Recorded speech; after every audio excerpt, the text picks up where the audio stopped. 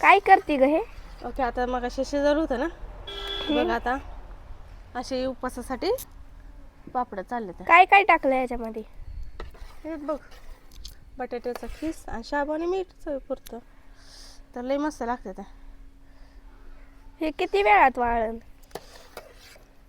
आता याला दिवस लागतो. दिवसभर उन्हात का?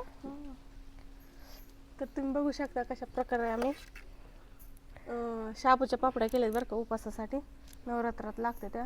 आणि उन्हाळा झाला चालू म्हणला का पापड्या सुरू होतात. पापड्या, कुरवड्या, चिप्स, बटाट्याचा खीस अशा प्रकारे चालू होतं आमचं काम.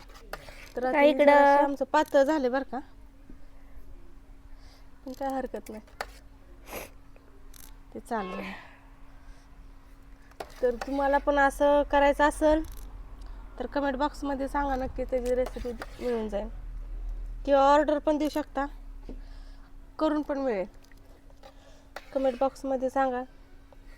तर आवडले असतील तर तुमच्यात पण उपास असतील किंवा असं रोज पण खायला मस्त भाकरीसोबत चांगलं लागतं त्या, तर नक्की सांगा कशा झाले त्या. तर बघा, हे आता एवढं पातेलं दाखव, इथे दाखव ग पातेलं. तर बघा, अशा प्रकारे शाबू 2 दिवस भिजायला घातले आधी, आणि मग ते बटाट्याचं खीस, चवीपुरतं मीठ, अरे अरे हे करून आमच्या इथं वारले सुटले बरं का. पळी आत गेली का?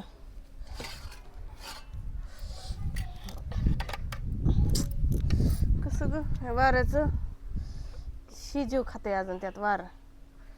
करू का?